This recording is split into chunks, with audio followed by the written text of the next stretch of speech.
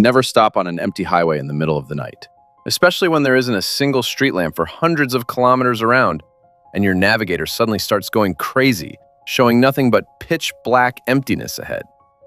I've been driving the Przemysl-Paris route for many years, and I have an ironclad rule: no random hitchhikers at night. But when a figure in a wet cloak almost threw themselves under my wheels in the thick German fog, my fingers slammed on the brakes of their own accord. And the next 4 hours in the cabin of my Sprinter became the most terrifying yet most important lesson of my life. Pause. My name is Ostap. It was 3 o'clock in the morning, the hardest time for any long-distance driver, when fatigue weighs down on you like a heavy cast-iron press, and your eyes start playing tricks on you, seem strange shadows by the roadside. We were passing through one of the most desolate sections of the German A4 Autobahn, where a dense coniferous forest presses almost right up to the road. The downpour was lashing so hard that the wipers could barely handle the torrents of water, and a heavy milky fog turned the light of my headlights into dim yellow smudges. Complete silence reigned in the cabin of my white Sprinter.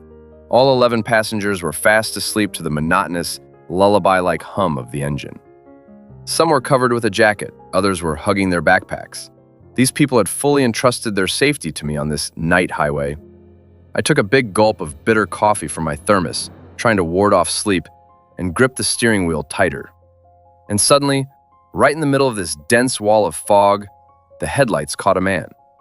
The man stood right on the white line of the shoulder. He wore a long, completely wet, dark cloak with a hood pulled over his head. He didn't wave his hands, shout, or panic.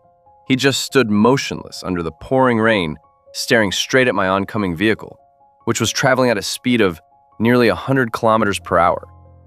When I was just about 30 meters away from him, he slowly raised his hand, asking to stop. My brain was screaming at me, "Drive past! It's dangerous! You have a cabin full of people!" But some strange, inexplicable force inside literally forced my right foot to press the brake pedal. The Sprinter swayed heavily, the tires hissed dully against the wet asphalt, and the minibus stopped just a few meters away from the strange pedestrian. I clicked the button to open the front passenger doors. The man slowly approached, climbed the steps, and sat on the double seat to my right. Pause. As the door closed, the cabin instantly turned incredibly cold. Even the heater, which had been working at full blast until then, seemed to lose all its power in a single second. The man slowly pulled back his hood. He looked to be about 50, a stern, thin face, a neat gray beard, and surprisingly calm, deep eyes that held not a shred of fear or confusion. He didn't smell of alcohol or tobacco. On the contrary, his clothes wafted a scent of thunderstorm freshness, ozone, and for some reason, old, dry pine needles. "Good night, Ostap," he said quietly and calmly. His voice was deep and soft, sounding so pleasant that all my initial tension suddenly began to slip away. I froze again. This night was getting stranger by the minute. "Good night," I replied, pulling away smoothly and steering the Sprinter back onto the highway. "How do you know my name? Have we met before?" The traveler only smiled slightly with the corners of his mouth and looked at the road ahead.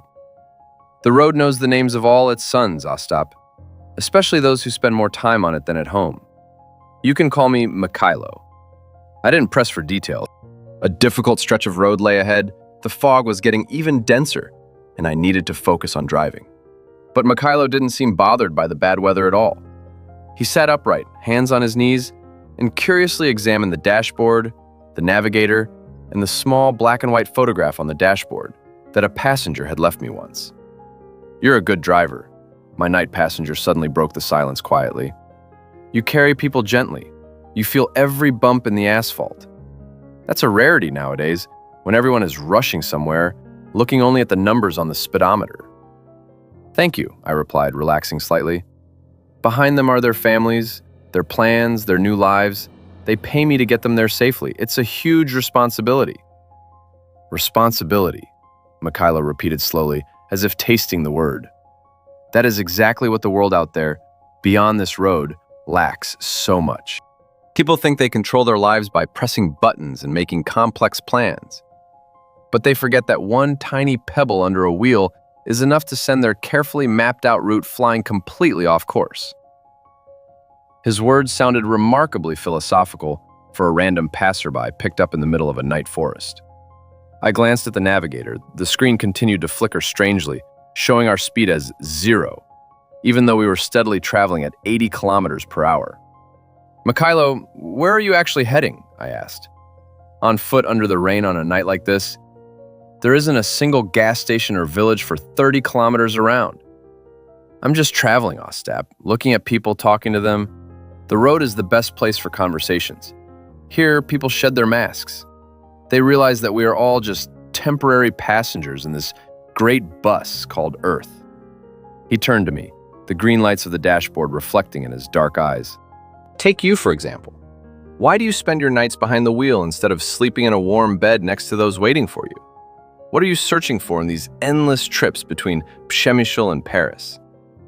The question caught me off guard. I was used to listening to other passengers, untangling their secrets, and helping them figure themselves out. But nobody had asked me anything like that in a very long time. I took a deep breath, staring into the darkness. "I don't know, Mikhailo. I guess I just like this feeling of movement. When you're driving, it feels like all your problems are left behind on the shoulder of the road, like you can just run away from them at speed. Though in reality, I'm just afraid to stop. Afraid to realize that nobody is waiting for me at home the way they used to. That my life has turned into a continuous journey without a final stop." Mikhailo listened attentively, without interrupting. He only nodded his head slightly to the beat of my voice. "Running away is natural for a human, Ostap," he said softly. "But you aren't running away from your problems. You're just carrying them with you in the trunk, hoping they'll feel lighter in Paris. Trust me, distance doesn't heal emotional wounds. It only makes them more distinct. You need to learn how to stop. Sometimes the greatest courage lies not in pressing the gas, but in turning off the engine and just looking at what you left behind." Pause. His words reached the very depths of my soul, leaving me with a strange sense of relief mixed with a gentle sadness. We drove another 30 kilometers in complete silence, which was no longer heavy or tense. It was a comfortable, therapeutic silence of two people who understood each other without unnecessary explanations. The rain began to die down gradually, turning into a light drizzle. The fog ahead started to thin out, revealing the outlines of a large, modern gas station with bright lights. "Ostap, pull over here, please," Mikhailo asked gently. "It's time for me to get out." I steered smoothly onto the brightly lit lot of the gas station and stopped the Sprinter near the cafe. "I'll quickly run and grab some coffee, Mikhailo," I said, unbuckling my seatbelt. "Don't go out into the rain. I'll be right back." He only smiled silently and nodded in farewell. I quickly walked into the gas station building, bought 2 large paper cups of hot espresso, and returned to the vehicle in literally 2 minutes. I opened the cabin door and froze. The passenger seat to my right was completely empty. Pause. The door was locked from the inside, and there wasn't a single wet trace left on the soft upholstery of the seat, even though Mikhailo had sat down in a soaking wet cloak under pouring rain. The seat was dry and warm. The navigator on the panel suddenly stopped flickering and calmly displayed our clear route to Paris. And on the dashboard, right next to the old photograph, lay a small sprig of fresh pine needles, filling the entire cabin with a wonderful, cozy forest aroma. I stepped out onto the gas station lot and looked around. There was not a single living soul nearby, only a few trucks standing quietly in the rest area with their curtains drawn. The light from the street lamps softly illuminated the clean puddles on the asphalt, in which no traces of wet shoes could be seen. I got back behind the wheel, placed 1 cup of coffee in the cup holder, and carefully put the pine sprig into the glove compartment. We drove on. Just as we merged back onto the highway and traveled about 5 kilometers, the fog cleared completely, and I saw the flashing blue lights of police cars and rescue services ahead. Right in the middle of our lane lay the massive trunk of an old tree, which had fallen from the night storm just a few minutes ago.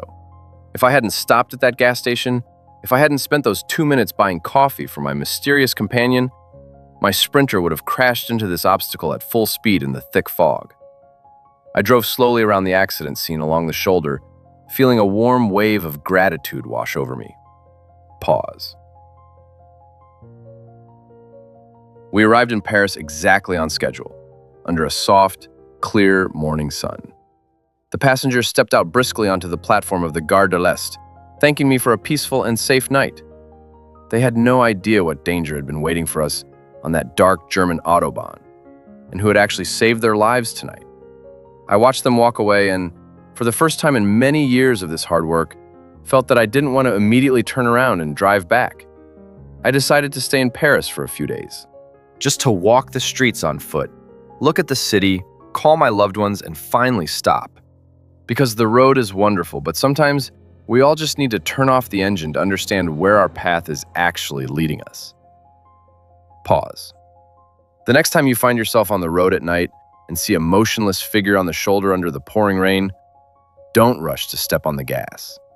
The road knows who to send to our aid. Sometimes, a simple night traveler can turn out to be your guardian angel, who came only to press the brakes in your life just in time. Have a safe journey, everyone. Take care of yourselves and those riding beside you.